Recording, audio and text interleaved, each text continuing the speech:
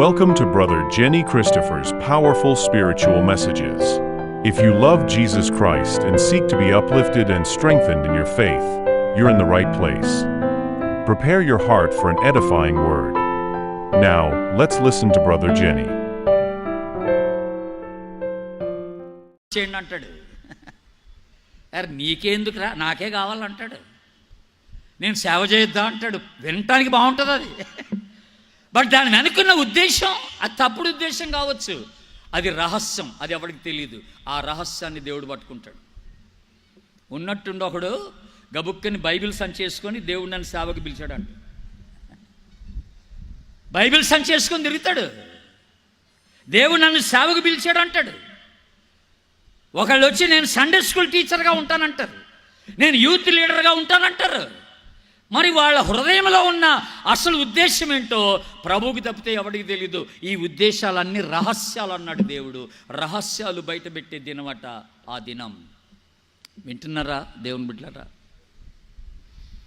ఇప్పుడు మీరందరూ కూడికకి వచ్చారు, చాలా బాగుంది. ఎందుకు వచ్చారు ఎవరికి తెలియదు. ఈ రావడం అనుకున్న ఉద్దేశం ఏంటో ఎవరికి తెలియదు. ప్రభువుకి ఒక్కడికే తెలుసు ఆ ఉద్దేశం. ఇది రహస్యం. ఈ ఉద్దేశం అనేది రహస్యం. ఈ రహస్యాలన్నీ దేవుడు బయట పెట్టేస్తాడంట ఒక రోజున. మంచి ఉద్దేశంతో వచ్చావా, తప్పుడు ఉద్దేశంతో వచ్చావా, ఇవన్నీ దేవుడు ఒక రోజున బయట పెడతాడు. ఇప్పుడు ఇంకొక వచనం చదవండి దయచేసి. కొరింథీయులకు రాసిన పత్రిక, మొదటి పత్రిక 4వ అధ్యాయం చూడండి ఒకసారి. కొరింథీయులకు 1 Corinthians chapter 4 verse 5, 4వ అధ్యాయం 5వ వచనం. కాబట్టి సమయం రాకమునుపు అనగా ప్రభువు వచ్చే వరకు దేనిని గూర్చి తీర్పు తీర్చకుడి. ఓకే, ఆయన అంధకారమందలి రహస్యములను, ఇప్పుడు జాగ్రత్త వినండి అందరూ. ఆయన అంధకారమందలి రహస్యములను వెలుగులోనికి తెచ్చి హృదయములలోని ఆలోచనలను బయలుపరిచినప్పుడు ప్రతి వానికి తగిన మెప్పు దేవుని వలన కలుగును. విన్నారండి? అంధకారమందలి రహస్యములను వెలుగులోనికి తెస్తాడట. హృదయంలోని ఆలోచనలన్నీ బయట పెడతాడట దేవుడు. హలో, ఇప్పుడు మీరందరూ ఇక్కడ కూర్చోనండి, నా వైపు చూస్తున్నట్టుగా ఉంది నాకు. నేను అనుకున్నాను నిజంగా మీరందరూ నా వాక్యమే వింటున్నారు కాబోలని. కానీ ఇప్పుడు మనసులో మీరు ఏం ఆలోచిస్తున్నారో నాకేం తెలుసు? మీ ఆలోచనలు ఎక్కడున్నాయో నాకు తెలియదు కదా. హృదయంలోని ఆలోచనలన్నీ ఎరిగినవాడు ఆయన ఒక్కడే.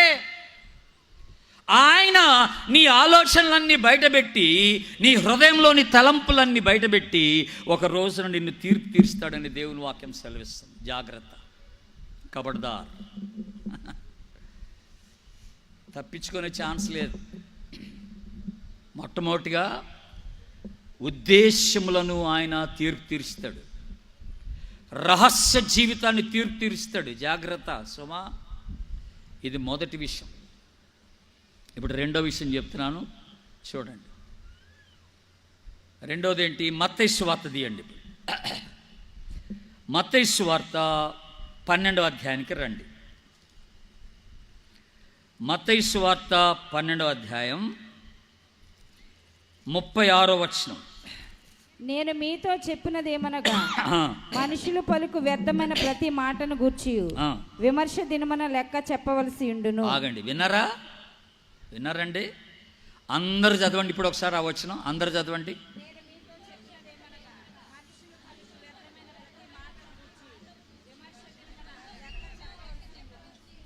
ఇది పోటీపడి చదువుతున్నట్టు ఉంది.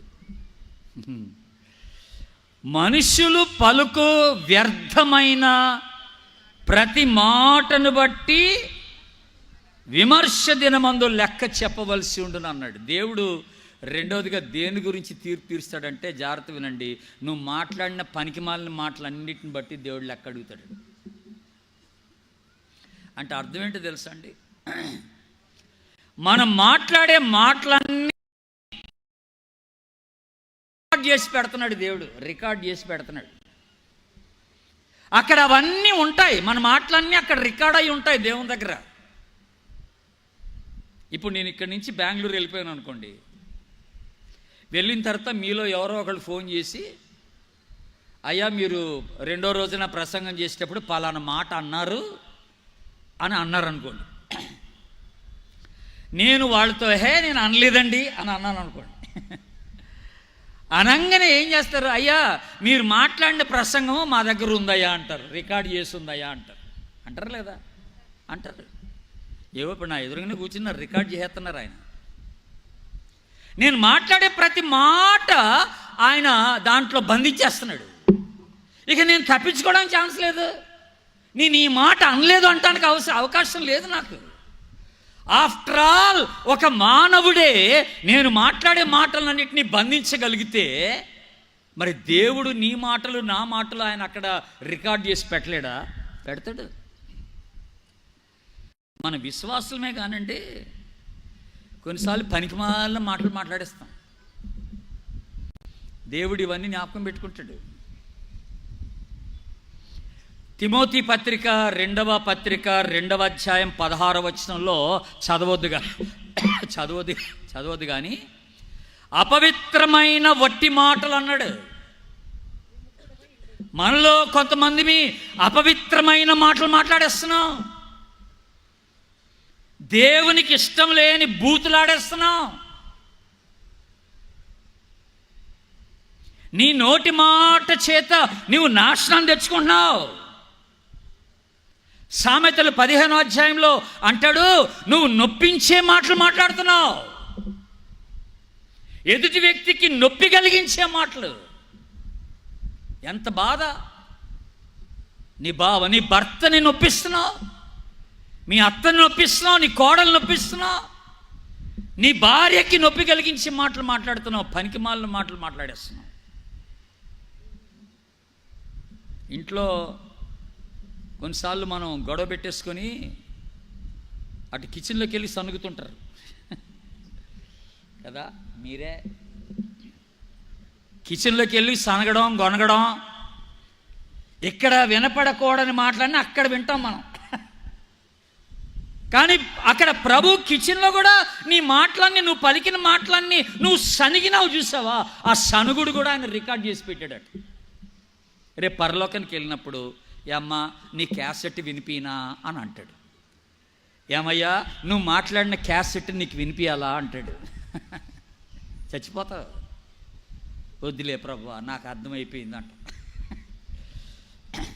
నేనేమేం మాట్లాడానో నాకు తెలిసిపోయింది ప్రభువా. జగడములు పుట్టించు మాటలు, కలహము పుట్టించు మాటలు, కృంగదీసే మాటలు. ఒక మనిషిని మాటల్లో జీవం ఉందట, మరణం ఉందట. There is a life and death in one's words. అర్థమవుతుందా దేవుని బిడ్డలారా? కొంపలు ఆరిపే మాటలు తగలబెట్టేస్తాయి, జీవితాల్ని పాడు చేసి పడేస్తాయి. నువ్వు అబద్ధ సాక్ష్యాలు చెప్తున్నావు, నువ్వు కల్పిస్తున్నావు, కల్పించి మాట్లాడుతున్నావు, నువ్వు నేరారోపణ చేస్తున్నావు, శాపనార్థాలు పెడుతున్నావు.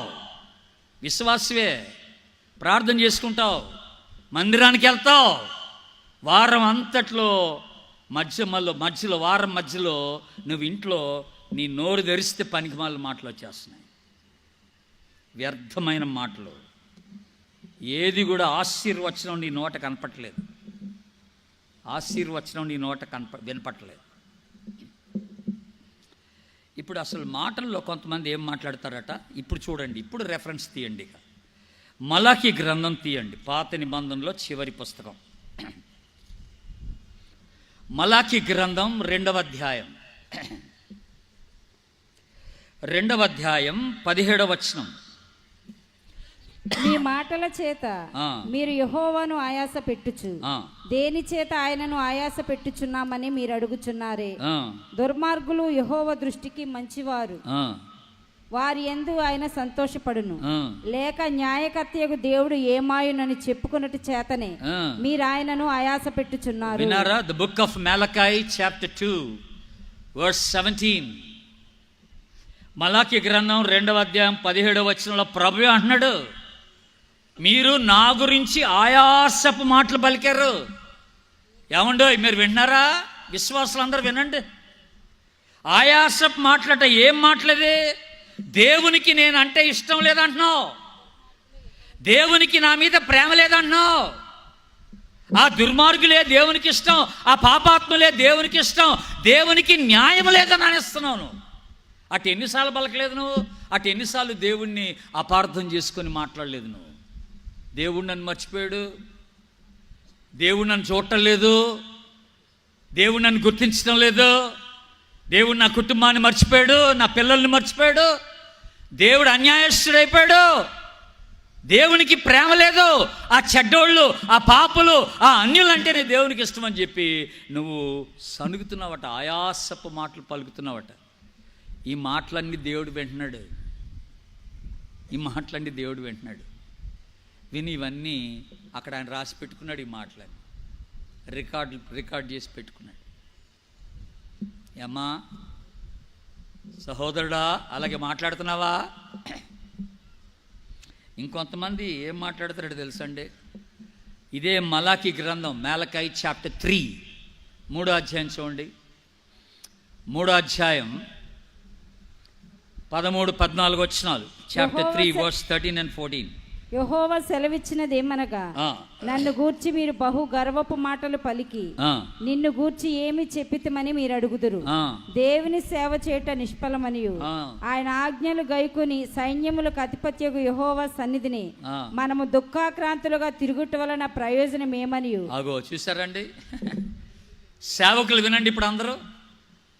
ఎవరెవరైతే దేవుని సేవ చేస్తున్నారో, ఎవరెవరైతే సంఘాల్లో సేవ చేస్తున్నారో వాళ్ళందరూ వినాలి. ఇప్పుడు దేవుడు అన్నాడు, మీరు గర్వపు మాటలు మాట్లాడుతున్నారు, కొన్నిసార్లు దేవుని సేవ చేయడం వ్యర్థం అంటున్నారు. నాకేమొచ్చింది, నేను ఇంత నమ్మకంగా సేవ చేస్తే దేవుడు నాకేం చేశాడు అని అంటున్నారు. దేవుని బిడ్డలారా, ఒక విషయం గుర్తుపెట్టుకోండి, మనం ఈ రోజున దేవుని సేవ చేసేది ఏదో ఆశీర్వాదం వస్తుందని కాదండి. ఆల్రెడీ ఆయన చేసిన మేలుకి కృతజ్ఞతగా మనం సేవ చేస్తున్నాం, అది సంగతి. నాకేదో ఆశీర్వాదం వస్తుందని కాదు. నేను సండే స్కూల్ ఎందుకు తీసుకున్నాను, నేను సంఘ పెద్దగా ఆ బాధ్యత ఎందుకు తీసుకున్నాను, నేను గ్రామ పరిచర్య కొరకు ఆ బాధ్యత ఎందుకు తీసుకున్నాను, నేను క్వాయర్లో ఎందుకున్నానంటే స్త్రీల సమాజంలో సేవ చేయడానికి ఎందుకు సమర్పించుకున్నానంటే దేవుడు నా పట్ల చేసిన కార్యానికి కృతజ్ఞతగా. అంతేగాని ఇది చేయడం వల్ల నాకేదో ఆశీర్వాదం వస్తుందని కాదు. ఇక్కడ కృతజ్ఞతగా సేవ చేస్తున్నాను. నువ్వు ఏదో ఆశించి చేసావంటే అప్పుడు నీ ఉద్దేశం తప్పనమాట. అందుకనే నువ్వు గర్వపు మాటలు మాట్లాడుతున్నావు. మేము దేవుని సేవ చేయడం వ్యర్థమనేస్తున్నాం. కొంతమంది ఇంకొక కేటగిరీ వాళ్ళు ఉంటారండి. వాళ్ళు ఎవరంటే కీర్తన గ్రంథం తీయండి, అక్కడ ఒక మాట మీకు జ్ఞాపకం చేస్తాను. కీర్తన గ్రంథం 73వ కీర్తన తీయండి ఒకసారి. ఆసాపు కీర్తన 73వ కీర్తన తీయండి.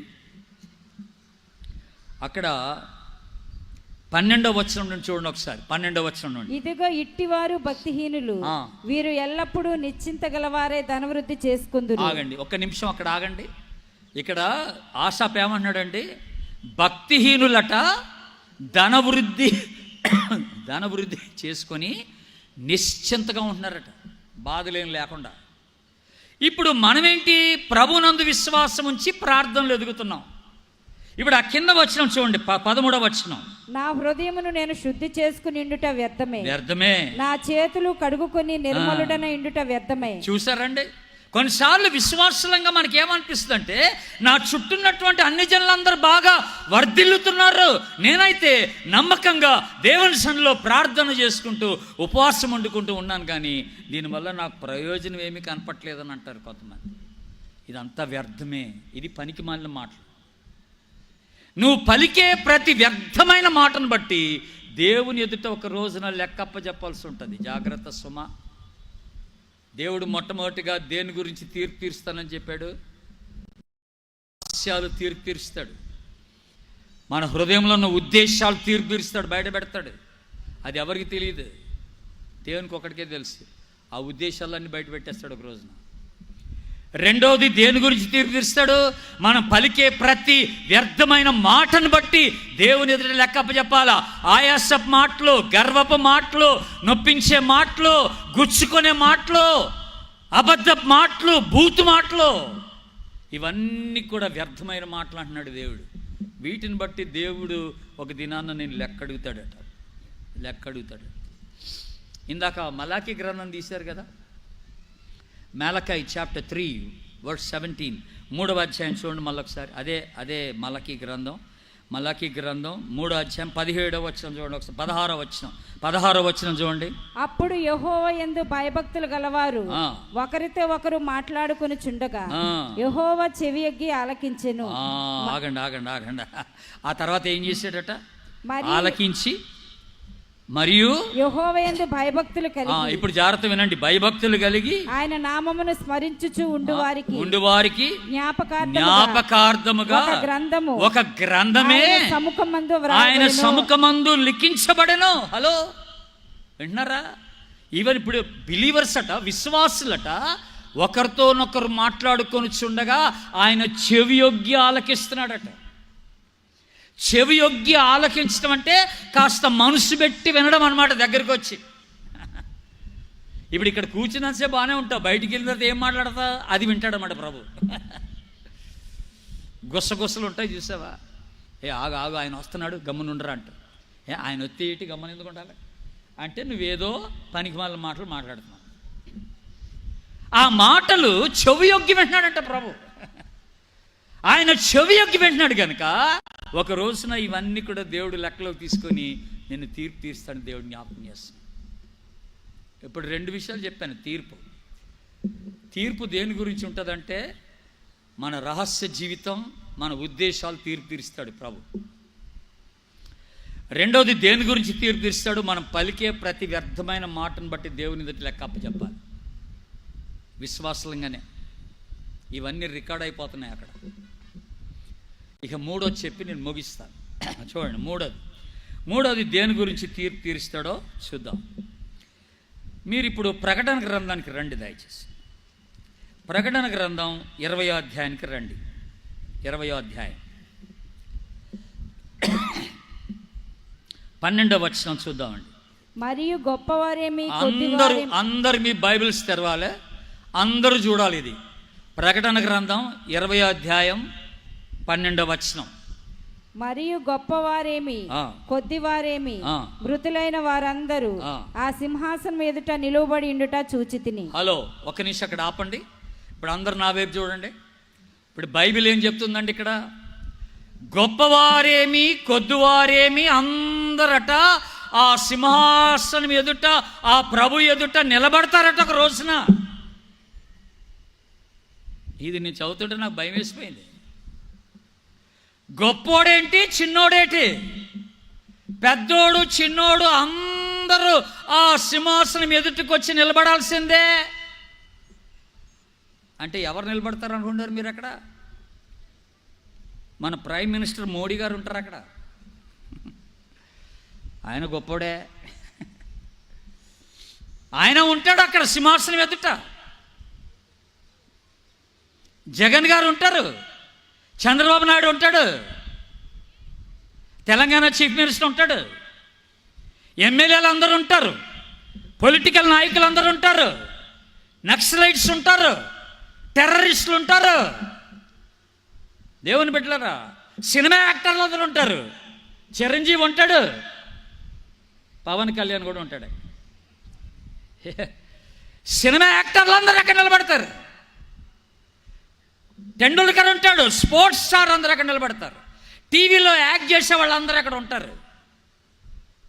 నువ్వు ఎవడెవడు గొప్పోడు అనుకుంటావో వాళ్ళందరూ ఒక దినాన్న యేసుప్రభు ముందుకు వచ్చి నిలబడాల్సిందే.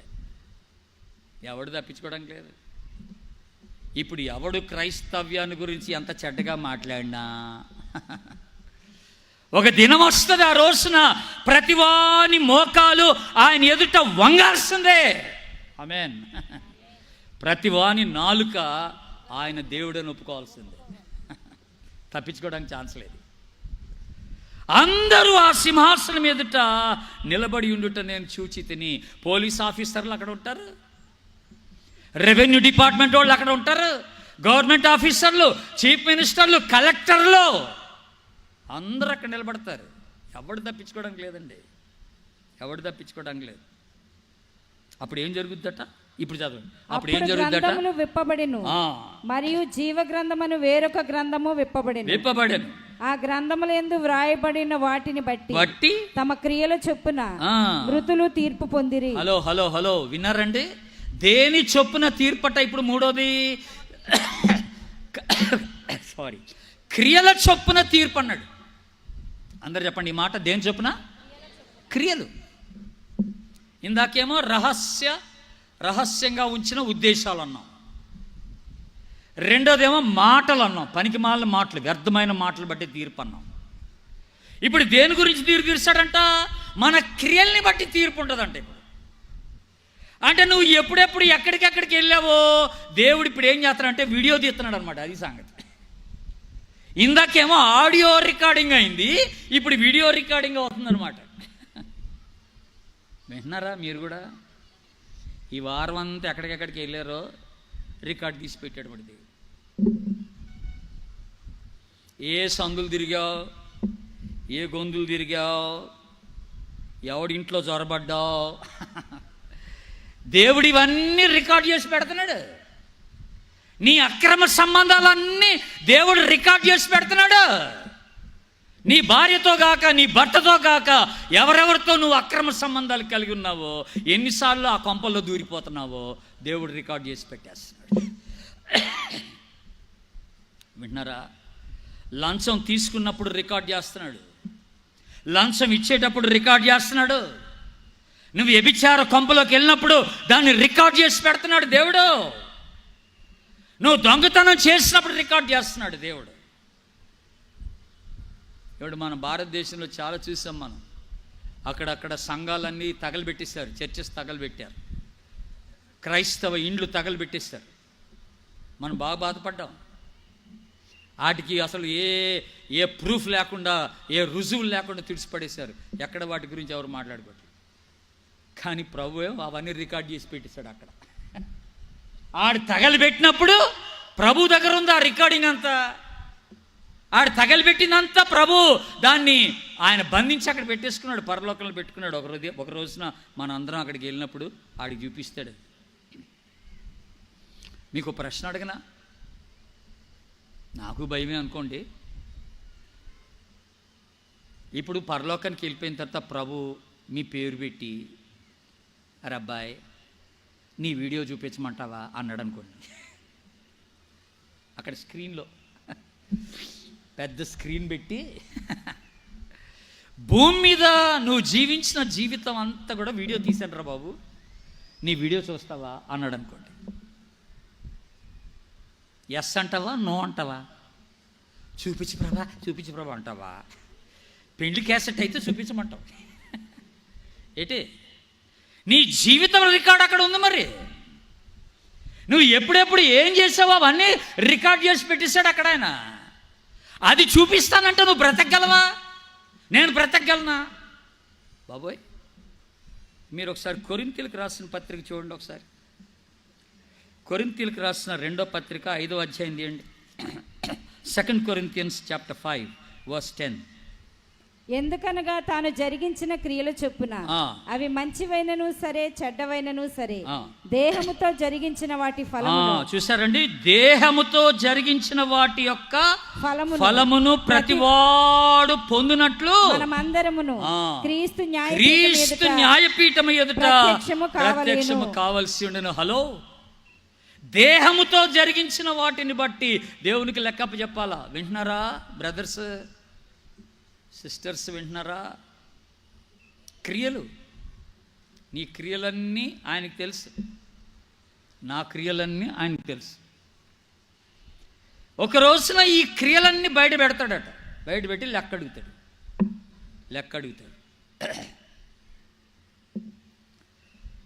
దేవుడు వెక్కిరించబడడు. మనుష్యుడు ఏమి విత్తునో ఆ పంటనే కోస్తాడు. జాగ్రత్త సుమా, మోసపోకుడి, దేవుడు వెక్కిరింపబడ్డు. చాలమ్మా, దేవుడు వెక్కిరింపబడ్డు.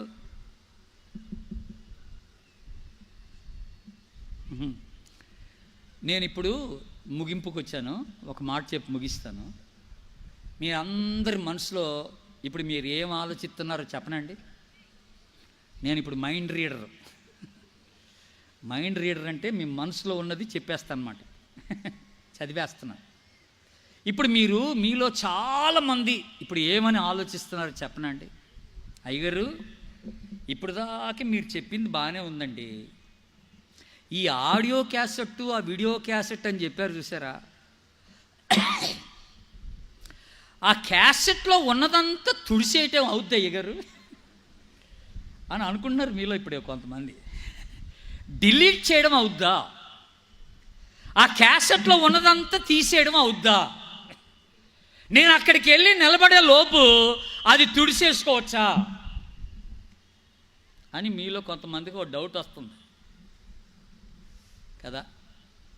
తుడిసేసుకుంటే ఎంత బాగుంటారు బాబు, మన చేతిలో బటన్ ఉంటే ఇక్కడే క్లిక్ డిలీట్ అంటే అయిపోద్ది అని మనం అనుకుంటున్నాం. మీకు ఒక శుభవార్త చెప్పనా అందరికీ. అక్కడ క్యాసెట్లో ఉన్నదంతా తుడిసేసుకోవడానికి ఈ రోజుకైతే అవకాశం ఉందండి. ఈ రోజు మట్టుకైతే అవకాశం ఉంది. అది ఎలా అంటారా, ఇప్పుడే నీ రహస్య జీవితం అంతా ఆయన దగ్గర ఒప్పేసుకొని, నీ చెడ్డ ఉద్దేశాలన్నీ ఆయన దగ్గర ఒప్పేసుకొని, నువ్వు మాట్లాడిన పనికిమాలిన మాటలన్నీ ఆయన దగ్గర ఒప్పేసుకొని, నువ్వు చేసిన ఆ పాపపు క్రియలన్నీ కూడా నువ్వు ఆయన దగ్గర ఒప్పేసుకొని క్షమించమని అడిగి ఆయన రక్తంలో నువ్వు కడగబడితే ఇక్కడ నీ పాపాలు తుడిచివేయడం, అక్కడ క్యాసెట్లో ఉన్నదంతా తీసేయడం ఒకేసారి జరుగుతుంది. దేవునికి స్తోత్రం. అర్థమవుతుందో దేవుని బిడ్డలారా? అయిపోద్ది, తుడిచేస్తాడు. యేసుప్రభు ఎంత ప్రేమగలవాడంటే, నీ పాపాలు క్షమిస్తాను, ఇంకా వాటిని నేను ఎప్పటికీ జ్ఞాపకం చేసుకున్నాను అన్నాడు. తుడిచిపడేస్తాడు. తుడిచేస్తాడంటే ఇంకెప్పటికీ జ్ఞాపకం చేసుకోడు. కనుక ఈ ఉదయకాలం మట్టుకైతే, నువ్వు ఇక్కడ ఉన్నంత మట్టుకైతే దేవుడు నీకు ఒక అవకాశం ఇస్తున్నాడు. ఏంటంటే, ఇప్పటి వరకు నువ్వు ఎలాంటి పనికిమాలిన జీవితం జీవించావో వాటన్నిటి విషయంలో దేవుడు నిన్ను క్షమించడానికి ఈ ఉదయకాలం ఇష్టపడుతున్నాడు. అక్కడ తీర్పు దినాన్న సిగ్గుతో తల దించుకోకుండా, అందుకనే రోమా 8:1 చక్కని మాట అన్నాడు, ఇప్పుడు క్రీస్తు యేసునందున్న వారికి ఏ శిక్షా విధి లేదు. వింటారా? క్రీస్తు యేసునందున్న వారికి ఏ శిక్షా విధి లేదు. నువ్వు యేసు క్రీస్తులో ఉంటే, ఆయన రక్తంలో కడగబడితే, నీ పాపాలు ఒప్పేసుకున్న అనుభవంలోనికి నువ్వు వచ్చి ఉంటే, నువ్వు మారు మనసు పొందుంటే ఈ ఉదయకాలం, అక్కడ నీ దేవుడు నిన్ను తీర్పులోకి తేడు, నువ్వు తీర్పులో నుండి జీవంలోనికి దాటిపోతావు అన్నాడు. అక్కడ నీకు బహుమానాలు ఇస్తాడు కానీ తీర్పు తీర్చడు అన్నాడు. విశ్వాసులకి బహుమానాలు ఉంటాయి అక్కడ, అన్యులకు తీర్పు ఉంటుంది అక్కడ. అర్థమవుతుందా? శిక్షా విధి మనకు ఉండదు, ఇంకా విశ్వాసులకు ఉండదని దేవుడిని జ్ఞాపకం చేస్తాడు. కనుక మనందరం ఒక దినాన్న దేవుని ఎదుట, ఆ న్యాయపీఠం ఎదుటికి రావాలి. దేవుడు 3 విషయాల్లో మనల్ని తీర్పు తీర్చడానికి ఆయన సిద్ధంగా ఉన్నాడు. మరి మనం ఎలాగున్నాం? ఆయన సన్నిధిలో సిగ్గుతో తల వంచుకుంటావా, లేక ఇక్కడే నువ్వు చేసిన తప్పంతా ఒప్పేసుకొని, నువ్వు మాట్లాడిన మాటలను బట్టి దేవుని దగ్గర పశ్చాత్తాపడి, నువ్వు చేసిన క్రియలన్నిటిని బట్టి దేవుని దగ్గర పశ్చాత్తాపడి, నీ పాపాలు ఒప్పేసుకొని క్షమించమని అడిగితే, అలాగ అడిగి దేవుని చేత అంగీకరించబడి విడుదల పొందుకొని ధైర్యముగా ఆయన సన్నిధిలో బహుమానాలు పొందుకోవడానికి అక్కడ నిలబడతావా? అది నువ్వు ఆలోచించు. ఇప్పుడు అవకాశం మనకిచ్చాడు దేవుడు, ఈ మంచి అవకాశం మనకిచ్చాడు. కనుక అందరూ మోకరించండి, ప్రార్థన చేసుకుందాం. Hi, thanks for watching. I hope you were blessed by the sermon. If this message touched your heart, please share your thoughts in the comments and don't forget to subscribe. Tune in every Sunday at 7 p.m. on my channel. In Christ, your brother Jenny.